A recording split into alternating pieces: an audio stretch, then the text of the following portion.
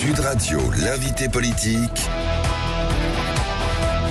Jean-Jacques Bourdin. Notre invité de ce matin, Antoine Léaumont, qui est député LFI de l'Essonne. Antoine Léaumont, bonjour. Bonjour. Merci d'être avec nous. Alors, l'enquête avance.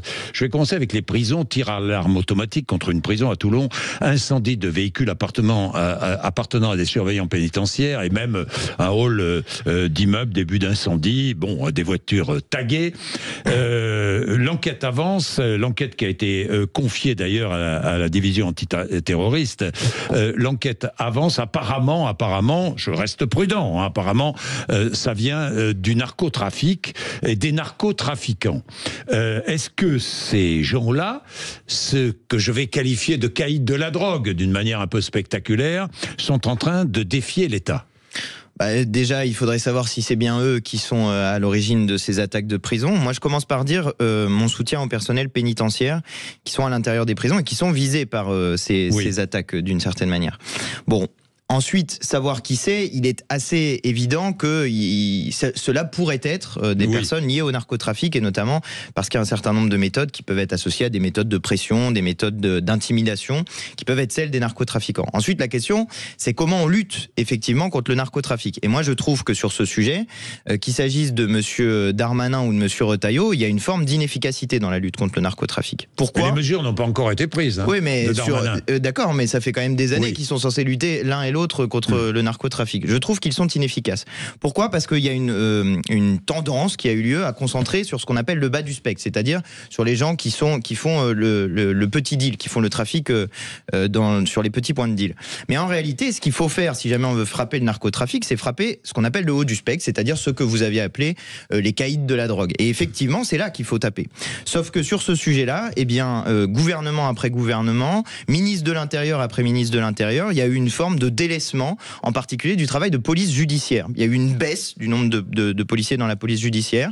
La police n'a toujours pas de logiciel fonctionnel. Ça, c'est quand même, ça devrait faire la une de l'actualité quand on parle de sécurité. 8 ans de travail sur un logiciel de la police nationale, 15 millions d'euros envoyés chez Capgemini, toujours pas de logiciel de la police nationale, alors que la gendarmerie en a un. Ça, c'est des moyens de base de la lutte contre le narcotrafic et d'une manière générale de lutte contre la criminalité organisée. Et le statut de repenti, les prisons spéciales, ça c'est une façon de lutter contre les caïds de la drogue, entre guillemets. Alors, avec qu'ont fait les Italiens, avec une certaine réussite, vous en convenez. Le statut de repenti, il faut expliquer ce que c'est. C'était une des seules mesures dans le texte sur le narcotrafic avec laquelle j'étais en accord. Parce que c'est une mesure qui permet d'obtenir des informations pour faire tomber des grands narcotrafiquants. Mais attention, ça veut dire qu'on fait des réductions de peine à des gens qui sont des criminels. C'est ça ce que ça veut dire le statut de repenti. Moi, j'étais d'accord avec ça parce que je considère que ce qu'il faut, c'est de l'efficacité dans la lutte pour ceux qu'on n'a pas encore attrapés. C'est ça que je considère être efficace dans la lutte. Donc ça, j'étais d'accord. Mais par contre, les super prisons de Gérald Darmanin, ça, je suis pas d'accord. Et je vous explique pourquoi. Déjà, il y a une question de droit humain qui est posée, et je sais que c'est pas l'argument qui intéresse les gens quand on parle des droits humains des prisonniers, mais je signale quand même que si on veut ne pas se comporter comme des narcotrafiquants, précisément, notre devoir de républicain, c'est d'être au-dessus d'eux en matière de respect des droits. Mais apparemment, ça intéresse personne quand on parle de ça. Non, moi, j'ai parlé à monsieur Darmanin de la question de la corruption. Parce que on concentre au même endroit des narcotrafiquants avec des très forts moyens corruptifs. Et ceux qui sont mis en danger par cette concentration de narcotrafiquants et de moyens corruptifs, c'est précisément les personnels pénitentiaires. Et moi, j'ai posé une question à monsieur Darmanin sur laquelle j'ai pas eu de réponse. Il m'a dit, oui, non, mais on va s'assurer qu'il n'y ait pas de la corruption à l'intérieur. D'accord, mais à l'extérieur ? Comment on protège les personnels pénitentiaires à l'extérieur de ces super prisons pour les narco-racailles et les narco-bandits ? Comment ils font ?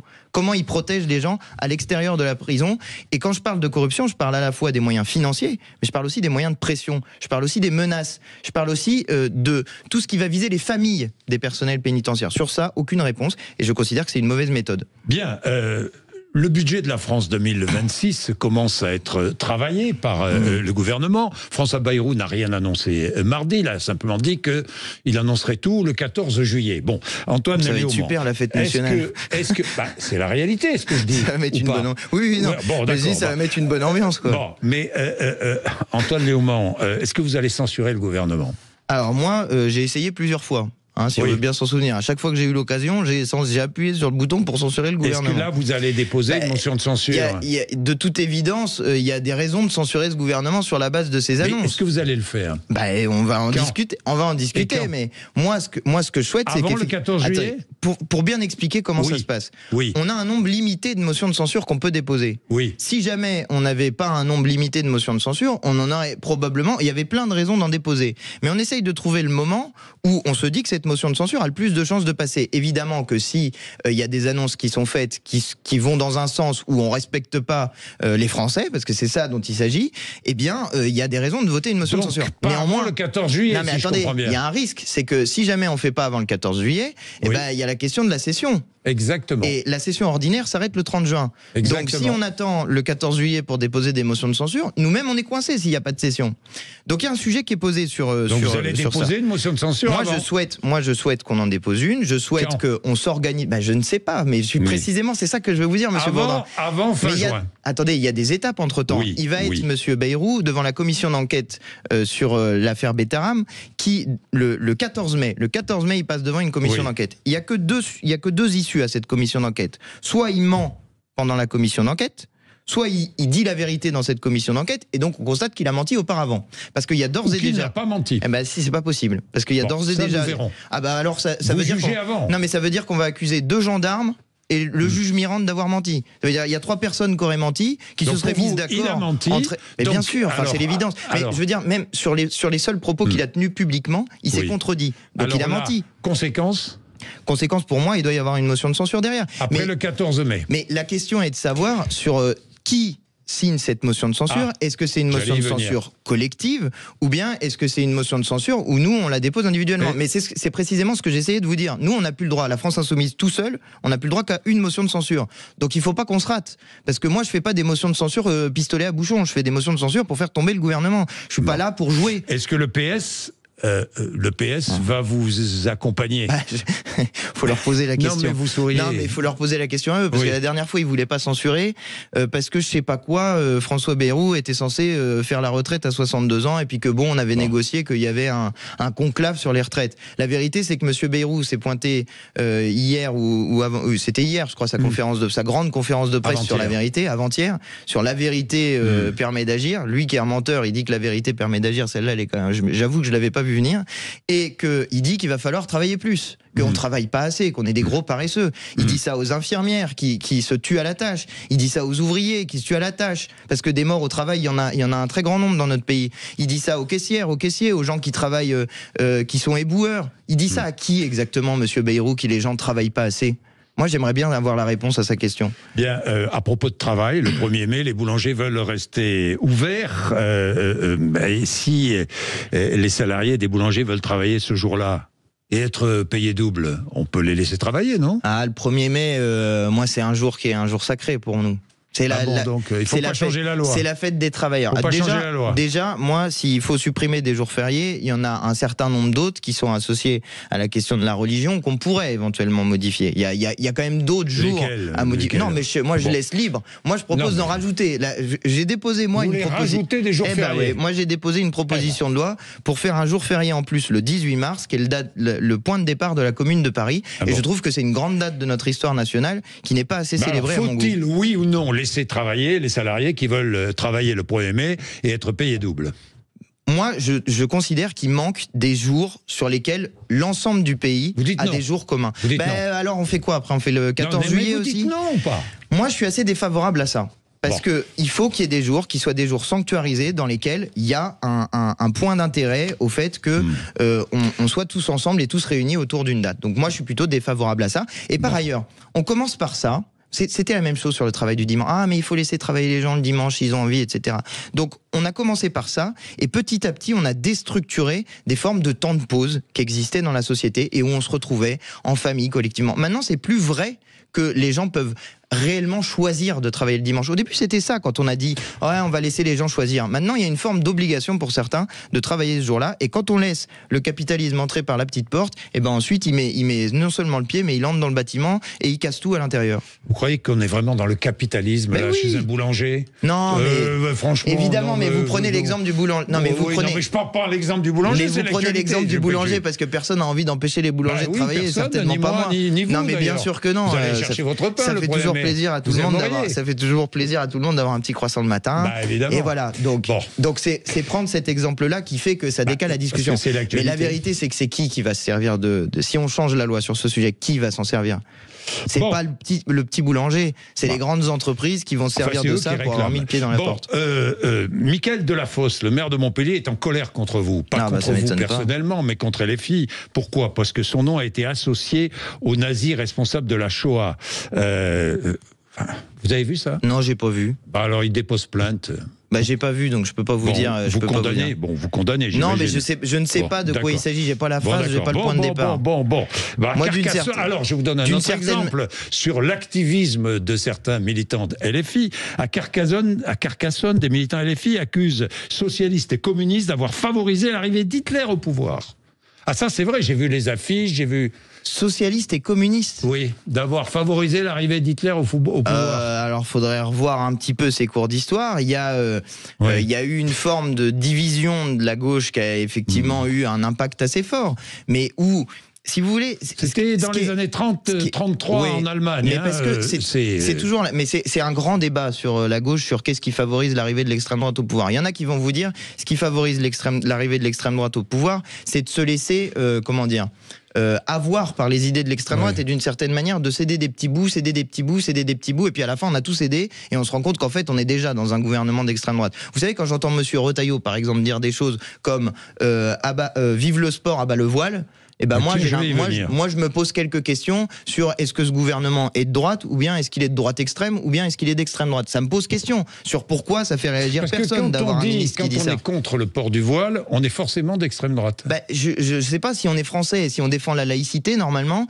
la laïcité c'est quoi? C'est une forme d'indifférence. Je vais y venir. C'est une forme d'indifférence vis-à-vis des religions. Je vais y venir, mais quand même, ce sont des militants LFI à Carcassonne. Donc vous les condamnez, j'imagine. Non, mais moi le raccourci. Je condamne pas par principe mes militants.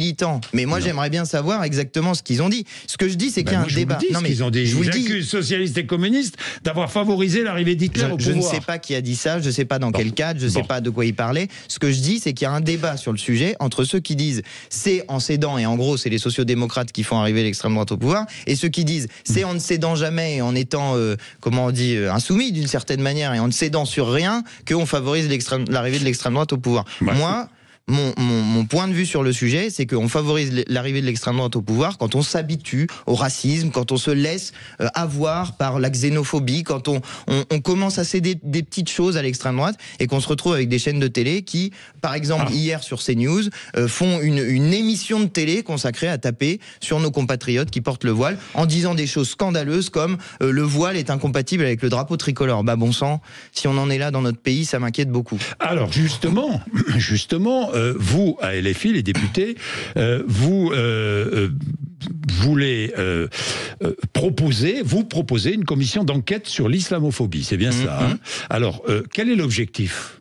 L'objectif, c'est d'essayer de comprendre ce qui se passe dans notre pays. Pourquoi il y a un tel développement. Je vous coupe, pardon. Évoluer le rôle des médias, des réseaux sociaux et des discours politiques dans la construction de stéréotypes négatifs à l'égard de l'islam. Bien sûr. Je dis bien de l'islam. Oui, bien sûr. En l'occurrence, l'islamophobie, c'est quoi? C'est les gens qui se mettent à détester d'autres gens en raison du fait qu'ils ont une religion. Mais je voudrais dire un truc quand même. Critiquer l'islam. Mais critiquer l'islam, de l'islamophobie. Mais non, critiquer l'islam, ça fait partie justement du droit à critiquer des religions. On a tout à fait le droit de critiquer une religion, alors, le terme est impropre. Une autre. Pourquoi? Parce que vous critiquez une religion.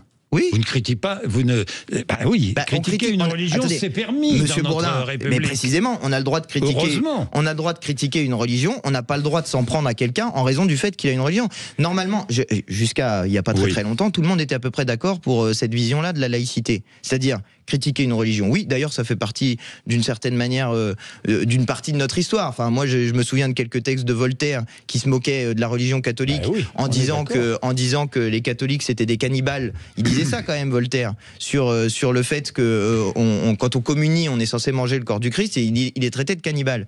Pour essayer d'interpeller sur ça. Mais critiquer une religion, c'est pas du racisme anti-musulman. Mais bien sûr que non. Mais critiquer alors. Mais précisément, critiquer une religion ne pose pas de problème. Donc c'est possible. Donc il n'y a pas d'islamophobie. Non, je suis pas d'accord. Parce que qu'est-ce qui se passe exactement quand il y a CNews qui fait une émission entière en disant le voile est incompatible avec le drapeau tricolore. Est-ce qu'on critique une religion ou bien est-ce qu'on critique les gens qui portent le voile? C'est ça la question qui est posée. Là, ça n'est plus la même chose, parce que là, c'est de l'incitation à la haine. Des musulmans. Oui, bah voilà. Oui. Et ben c'est pas pareil. Mais c'est pas pareil. Eh ben oui, c'est pas pareil. L'islam, c'est pas du tout pareil. Eh ben oui, c'est pas du tout pareil. Vous ne faites pas la différence. Mais bien sûr que. Mais qu'est-ce que je suis en train de faire, Monsieur Bourdin, à votre micro? Je fais précisément la différence. Et je vous dis une chose. Et par ailleurs, je veux dire une chose qui soit une chose bien claire.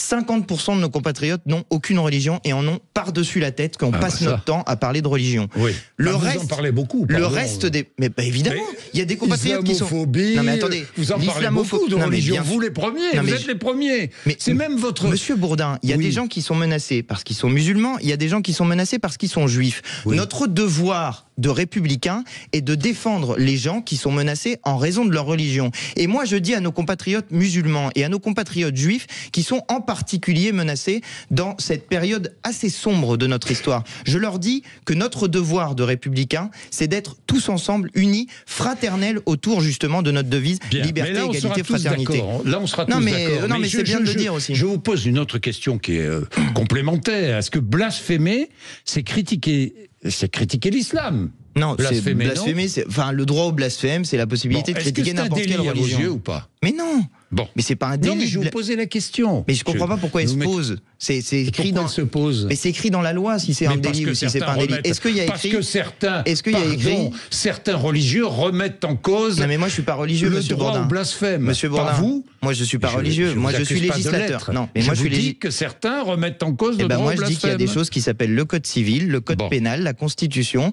et que dans la Constitution. Attendez. Dans la Constitution, il y a aussi quelque chose qui est dit. Nul ne doit être inquiété pour ses opinions, même religieuses, pourvu que leur exercice ne trouble pas l'ordre public établi par la loi, article 10 de la Déclaration des droits de l'homme et du citoyen. D'accord ? Ça fait partie de notre bloc constitutionnel. Et il faut prendre les deux questions. Ça veut dire que ni la religion ne doit menacer l'ordre public, et ça, il ne peut pas en être question, mais ni on ne doit menacer quelqu'un en raison de ses croyances, même religieuse, dit la Constitution de la France et de la République française. Concrètement, qu'allez-vous faire? Vous allez convoquer, je ne sais pas si vous parlez des médias, CNews en particulier. Est-ce que vous allez convoquer, je ne sais pas moi, des animateurs, des patrons de chaînes, des... Eh ben moi déjà, j'aimerais bien que cette commission d'enquête puisse voir le jour, parce que comme vous le savez, peut-être on a un droit de tirage. Et cette année, en l'occurrence, cette année, c'est nous qui l'avons. Enfin, c'est moi qui suis le rapporteur de notre commission d'enquête sur la question des élections. Et on a d'ailleurs convoqué un certain nombre de médias, un certain nombre d'instituts de sondage. Tout à l'heure, je reçois les réseaux sociaux parce que tout ça fait partie de la vie démocratique de notre pays. Mais quand il y a une chaîne de télé qui passe, je sais pas combien de temps ça a duré sur CNews, j'ai pas regardé. Moi, j'ai juste vu passer le truc en me disant, mais c'est quand même, ils sont dingues ces gens. Ils vont passer 1 heure ou 2 heures à débattre du voile. Alors que, sans doute qu'ils invitent même aucun musulman sur le plateau pour en discuter. C'est quand même un peu spécial. Bah, il faut regarder l'émission. J'en sais rien. Qu'il y en a eu. Enfin, moi, j'ai pas regardé. Mais... Bah, j'ai pas regardé non plus. Oui, mais avant de critiquer, il faut regarder. Non, c'est vrai. Non, mais j'ai un peu l'habitude. Non, mais c'est la règle d'or. Il y a quand même ça aussi qui commence à bien faire. C'est qu'on parle sans arrêt de cette religion, sans jamais qu'il y ait personne qui soit concerné par la religion qui vienne dire des trucs. Est-ce que vous allez déposer une proposition de loi visant à créer un délit d'islamophobie? C'est déjà, enfin, ça existe déjà. C'est déjà dans la loi que c'est interdit de menacer quelqu'un en raison de sa religion. C'est déjà puni par la loi. Non, mais un délit d'islamophobie? Non, mais c'est alors, moi, c'est pas tout à fait pareil. Non, mais attendez, on va pas reprendre le débat, mais c'est pas tout à fait pareil. Eh ben oui, mais c'est pas à moi qu'il faut demander si on veut augmenter la taille du code pénal, parce que moi, je me bats sans arrêt pour que le code pénal ne soit pas. Mais c'est déjà puni dans la loi. Non, Monsieur Bourdin, c'est déjà. On va pas refaire le débat sur la différence entre le racisme anti-musulman et l'islamophobie. C'est pas tout à fait pareil. Précisément, moi je vous dis qu'à l'heure actuelle, c'est déjà puni dans la loi de menacer quelqu'un en raison de sa religion. Bien. Et c'est d'ailleurs vu quand même que... Attendez, petite pause, mais c'est pas assez puni. Vous savez qu'il y a 1 million d'actes racistes estimés dans notre pays. Le nombre de plaintes dans notre pays qui sont posées sur le sujet par an, vous savez combien c'est ? C'est 12 000. Les faits anti-musulmans, combien en 2024 ? Je crois que c'était 300, quelque chose comme ça. 173. Combien en 2023 ? Je sais pas. 242.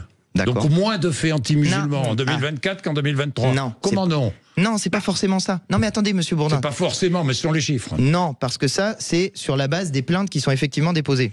Or, ça ne veut pas dire qu'il y en a eu moins. Ça veut dire qu'il y a eu moins de plaintes. Il y a eu beaucoup plus de faits antisémites. Il y a eu beaucoup plus de faits antisémites où il y a eu des plaintes qui sont effectivement déposées. Et c'est ce que je vous disais tout à l'heure. Il y a eu une très forte augmentation des actes antisémites et des plaintes qui ont été déposées sur ce sujet. Mais il y a un ensemble de faits racistes qui existent dans la société. Je vous dis, 1 million d'actes qui sont estimés chaque année. Et en l'occurrence, il n'y a que 12 000 plaintes qui sont déposées sur ce sujet. Moi, je pense qu'il doit y avoir une prise de conscience dans notre société. De la même manière qu'il y a eu un mouvement MeToo sur la question des violences sexistes et sexuelles, de la même manière qu'il est en train, j'ai l'impression d'avoir un sorte de MeToo sur la question des violences pédocriminelles, je pense qu'il est plus que temps qu'il y ait aussi un moment MeToo des violences racistes, parce qu'elles sont très présentes dans la société française. Bien.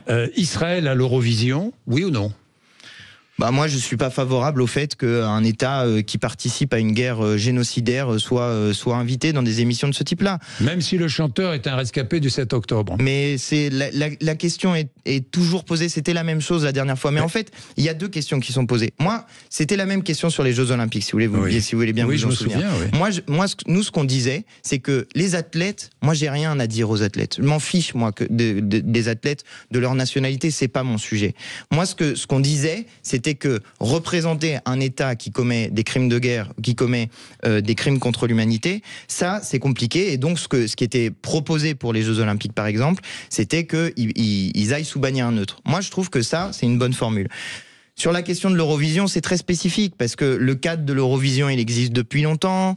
Le modifier, c'est particulier. En même temps, moi, je ne suis pas d'accord non plus pour que ça se transforme. La dernière fois, ça s'est transformé à pour ou contre Netanyahou. C'était ça, en gros, le débat sur l'Eurovision. Bon, ça change le sens de la compétition qui est censée être une compétition autour de la musique.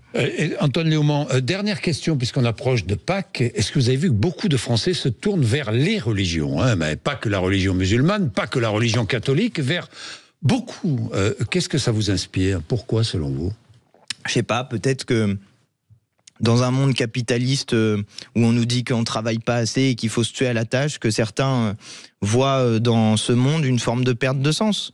Et c'est pas très étonnant qu'il y ait une forme de perte de sens quand on nous dit ça, quand on nous dit qu'à part travailler, qu'est-ce qu'on doit faire ? Puis que quand on a du temps libre, il y a même pas assez d'argent pour faire quelque chose. Vous trouvez ça peut-être qu'il y en a encourageant ? Vous trouvez ça encourageant ? Moi, je me garde bien de donner mon avis sur le sujet des religions et de la foi personnelle et des convictions religieuses personnelles.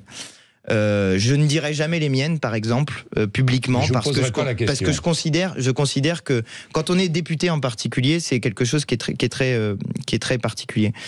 Maintenant, si certains y trouvent le bonheur, eh bien qu'ils y trouvent le bonheur. Et j'ai une dernière question très politique, celle-là. Primaire à gauche ou pas ? Pour la présidentielle. Pardon. Je change de sujet, mais... Non, c'est vrai, mais j'ai l'impression que c'est toujours la même chose. Alors, faut-il faire une primaire ? Est-ce qu'on va faire une primaire ? Parce que tout le monde en parle. Mais Marine Tondelier est la première. Super, on commence... Elle n'arrête pas d'inonder les médias pour nous dire il faut une primaire, il faut une primaire. C'est super, les primaires. C'est Marine Tondelier, c'est pas moi. Qu'est-ce qui se passe ? Non, mais alors, vous savez l'écho du monde politique. Non, vous avez raison. Vous faites partie du monde politique. Moi, je vous dis, les primaires, qu'est-ce que ça produit ? Ça produit, on se bat entre nous, alors qu'on est censé être plutôt d'accord. Petit 1. Petit 2, qui va voter dans les primaires ? Les gens qui sont les plus intéressés par la politique. Est-ce que c'est les gens qui vont voter au final et qui vont choisir le candidat au final ? Non, pas forcément. Et donc les primaires ont tendance... attendez, la dernière fois qu'il y a une primaire qui a donné quelque chose, c'est François Hollande qui est devenu président de la République. Moi, je suis pas sûr de vouloir encore un François Hollande président de la République. Donc vous êtes contre ? Ah oui, moi, le système des primaires, je suis contre. 8h58. Merci Antoine Léaumont d'être venu nous voir ce matin sur l'antenne de Sud Radio. Il est 8h58. Après 9h, nous serons avec Patrick Roger.